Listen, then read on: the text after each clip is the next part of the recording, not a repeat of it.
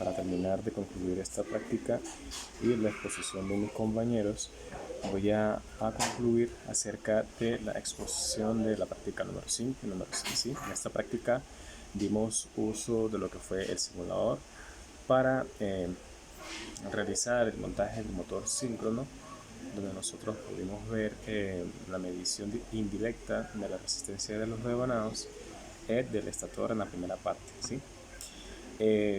Gracias a estos valores que hemos obtenido, pues rellenamos la tabla 1, en donde, en base a las mediciones obtenidas y el montaje propuesto por la práctica. ¿Sí? También dimos uso de la ley de Ohm. También en el simulador, pues pudimos trabajar con la parte de la pestaña de control del motor DC.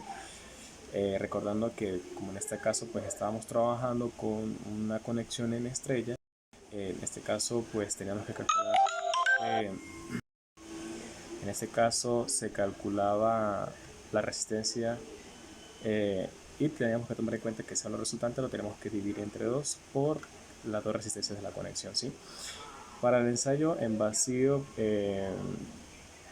se acopló una máquina motriz que mecánicamente al generador síncrono para hacerlo girar, y al rotor se le conectó una fuente de corriente continua donde se le suministró la potencia mediante las escobillas o carbones, estableciendo el campo magnético giratorio a la salida de la carga. ¿Sí?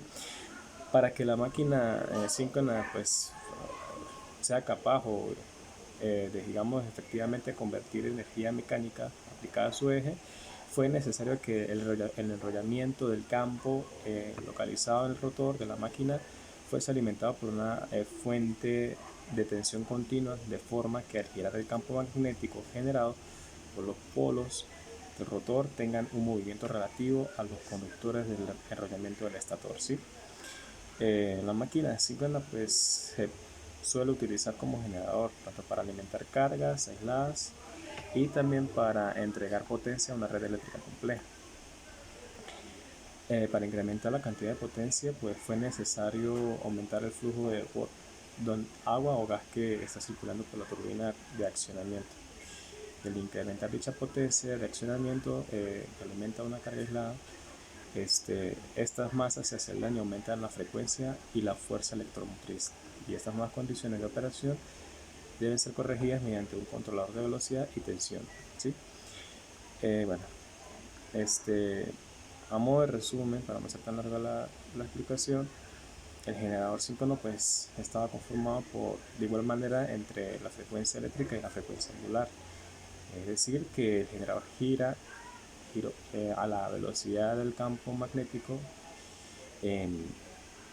y a esta igualdad de frecuencia se le denomina sincronismo. Por eso estábamos hablando al comienzo de que íbamos a realizar la práctica en base al motor sincrónico. ¿Sí?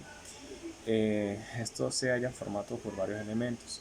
Sin embargo, pues las partes principales que ya conocemos todos son el estator, la carcasa, la base, el rotor, la caja de conexiones, las tapas y los cojinetes. ¿Sí?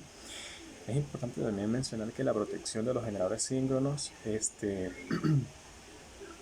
hay que considerar las condiciones de operación anormal más externas que en la protección de cualquier otro elemento del sistema de potencia, ya que las unidades de generadoras grandes usan protección de alta rapidez para detectar las fallas severas en el devanado del estator y minimizar el daño. Entonces aquí también podemos ver las curvas obtenidas en las gráficas, la característica de circuito a circuito abierto, un generador síncrono. Aquí tenemos el ensayo de variación de velocidad de frecuencia, un generador síncrono, las curvas que hemos obtenido.